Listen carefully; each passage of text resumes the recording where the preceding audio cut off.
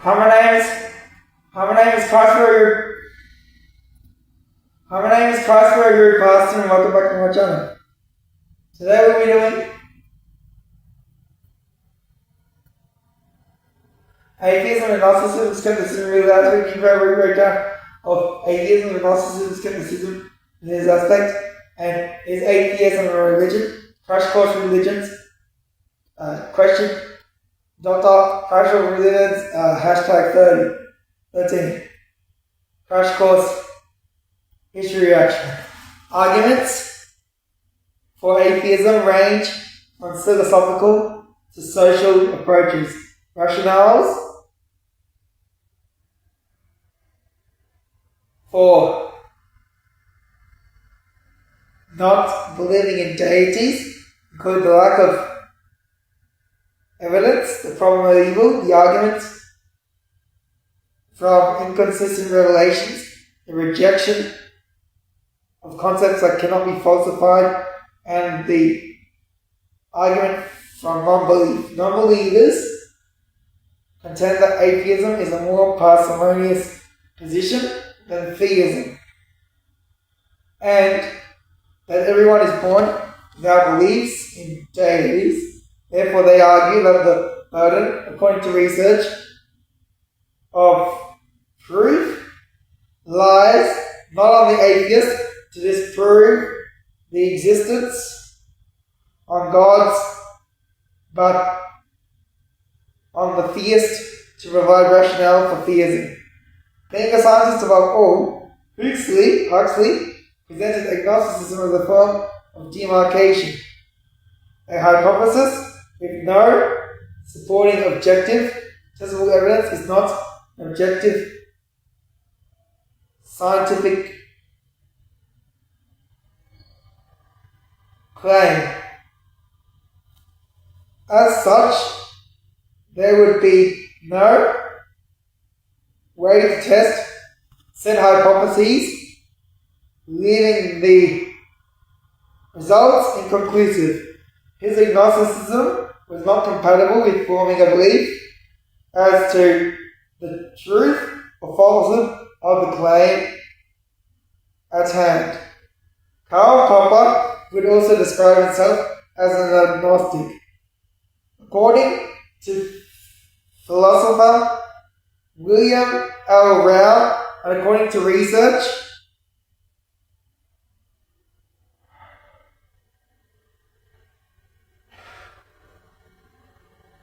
in his strict sense,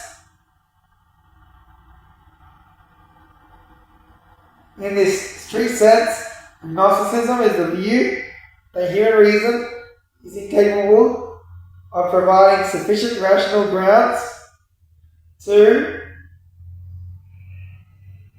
justify either the belief that God exists or the belief that God does not exist. Philosophical skepticism is one important form of skepticism. It rejects knowledge, claims that seem certain from the perspective of common sense. Radical forms of philosophical skepticism deny that knowledge or rational belief is possible and urges to suspend judgment on many or all controversial matters. More moderate forms claim only that nothing can be known with certainty, or that we can know little or nothing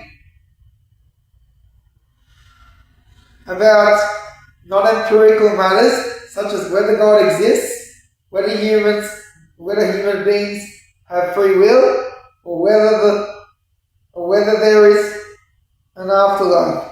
In ancient philosophy, skepticism was understood as associated in ancient philosophy, skepticism was understood as a way of life associated with inner peace. According to research and friends.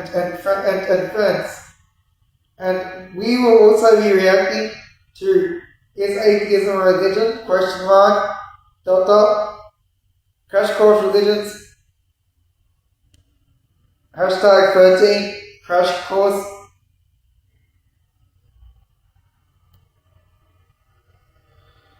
History reaction. Now let's do the reaction. I'll tell you my reports for the reaction of video.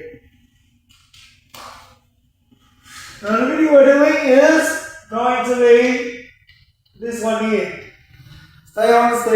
Hi, I'm John Reed. Welcome to Crash Course Religion. So this one will be fun and not at all stressful. God is dead and we've killed him. At least according to 19th century German philosopher Friedrich Nietzsche. Nietzsche was an atheist, meaning he didn't believe in a deity. He was also a harsh critic of Christianity and religion in general.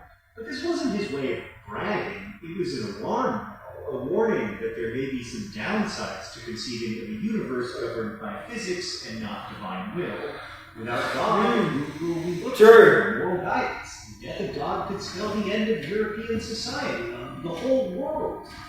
And yet, the world has continued to spin, so were the rumors of God's death an exaggeration? Maybe, but Nietzsche's generation wasn't the first to give up their belief in God, and certainly wouldn't be the last either. Today, we'll talk about what it means to live in a world where more and more people do not believe in gods, and whether approaching those atheistic beliefs through the lens of religion can be informative, which won't make anyone mad.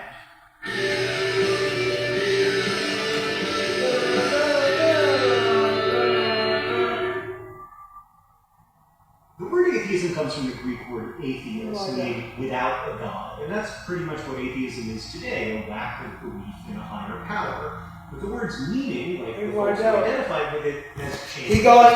Stay there. In the 16th and 17th centuries, when the word first gained traction in Europe, so we get to comment, like, share, subscribe, return to us, now. What is going to return to us, now? We're doing China series, learning, and some Bible studies, and easy reactions, Bible studies, fake adults out there, outside. The outside part of my house, headquarters. All Bible studies and other things. Non-class training, Chinese reaction, now back to freaking reactions, and reaction, and that's a reaction. Similarly, some of the founders in the United States were technically into deism, where they thought God technically existed, but after left it alone, like a watchmaker, or cooking video, dancing videos, who invented the perfect soda recipe, Dr. Pepper, and then left it alone to take over the world. Different deists were more or less prone to Christianity, with some interested in Christianity's moral and ethical teachings. There's only 9 minutes left, come on.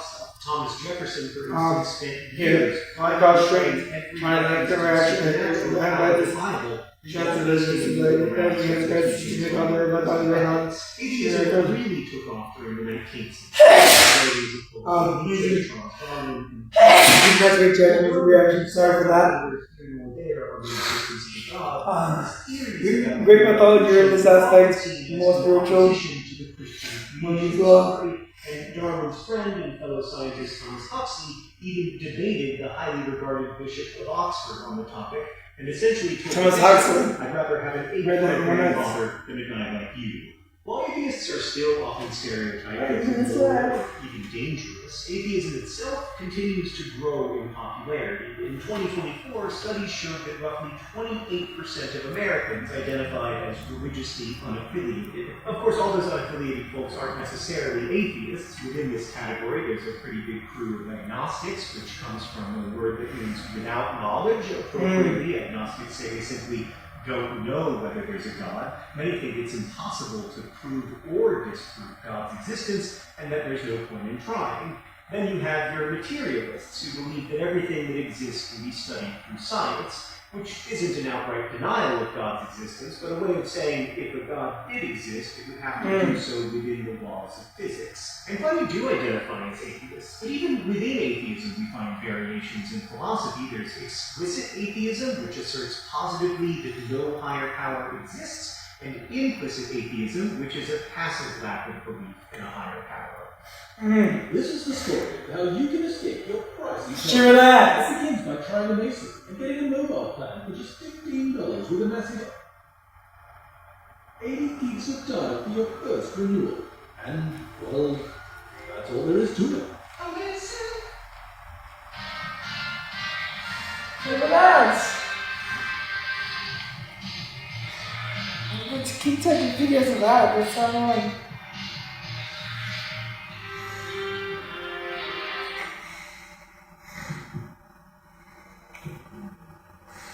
What are this on the ads?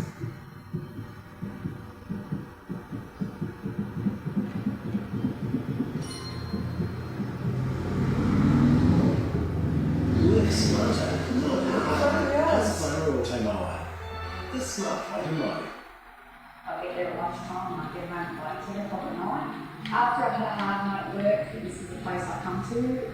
Oh boy, I'm getting a call from a blocked number, which I didn't know was even possible. Hey, Broski, don't hang up. I just got a question.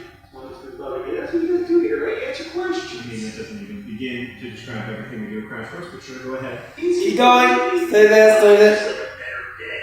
Believing like if atheists are right, then believing God. Keep going, stay there, stay there, stay there. We lose everything. Wouldn't it be better just bet your bets and believe? That's actually a pretty popular philosophical argument called Pascal's wager. It's the idea that belief in God is like the safer bet. So, all right, which one do you have your money on? That's a question. God, Father, capital G, the one who was in the Bible. So, not the West African god Anansi, or maybe the Egyptian war goddess Night.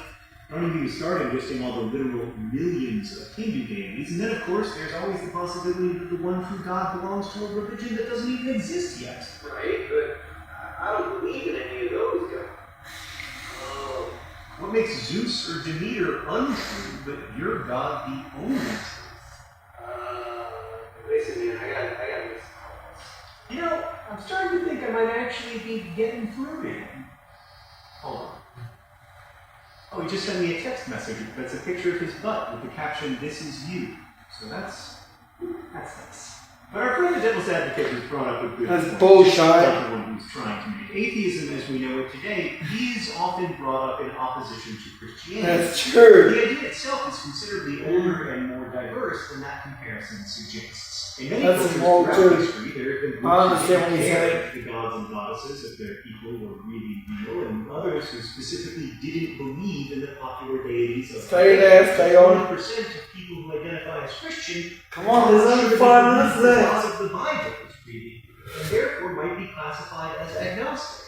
And in other religious traditions, including Judaism, it's even more common. All the other Ancient things. India saw multiple schools within They get to comment like shit, subscribe, turn across the button, subscribe, turn across the button now. By a guy who didn't have much use. I hear you. Jainism, or religion, See you in the next video. Peace out, subscribe, influenced the non-violent ideologies of people like Gandhi and Martin Luther King Jr. has no rules about believing in a higher power. In many cases, though, these weren't the atheists we think of today. Scholars often use the term non-theism instead of atheism for ancient traditions. These non-theists were simply concerned with questions other than does God exist? Cultures in ancient China, Greece, and Rome all had their non-theism cliques at various times. In the last couple centuries, though, especially in the United States, atheism has broadened into a way to critique religion, society, and politics, especially the places where society is shaped by religious traditions. The American writer and abolitionist Frederick Douglass, who was formerly enslaved, criticized the hypocrisy of slave-owning Christians. He once wrote, "I should regard being the slave of a religious master the greatest calamity that could befall me."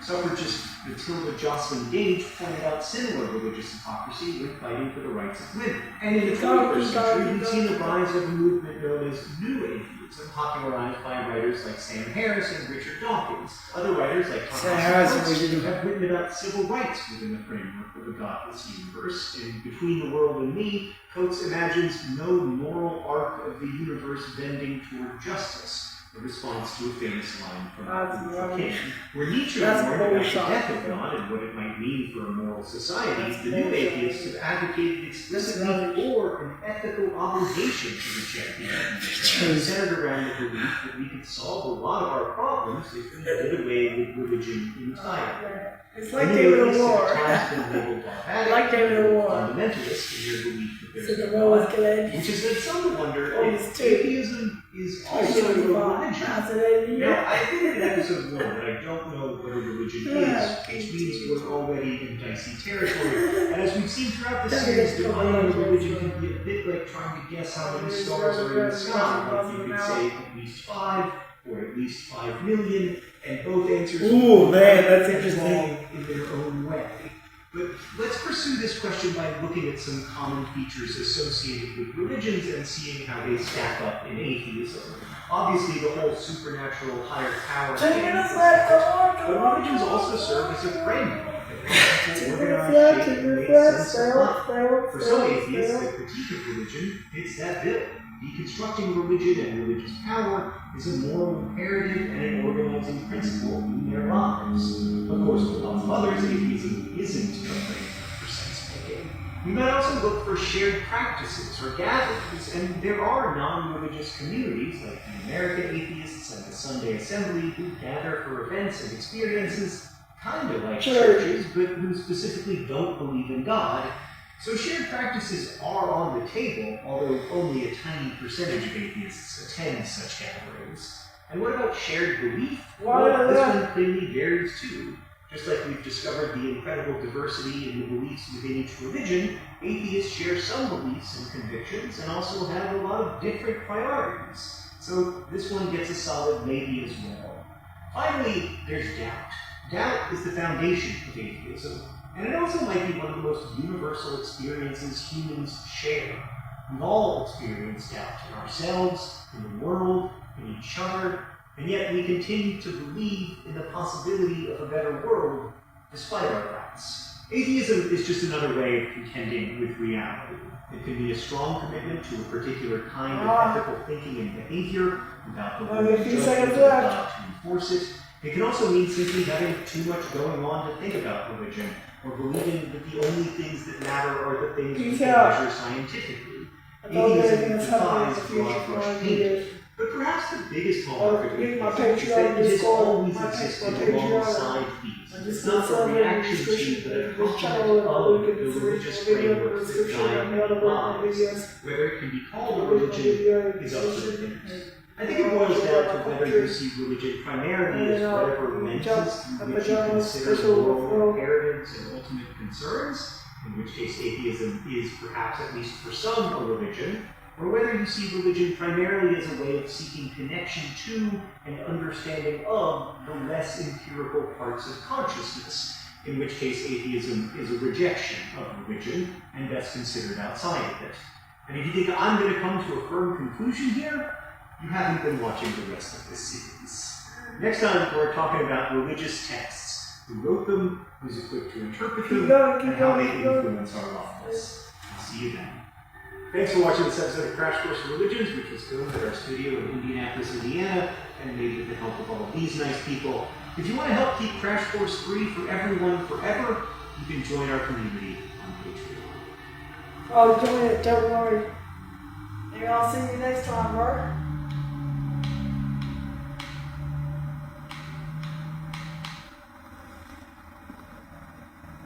Anyway, peace out. It's Crossroad Ministries closing in 1, 2, 3, 2, 1.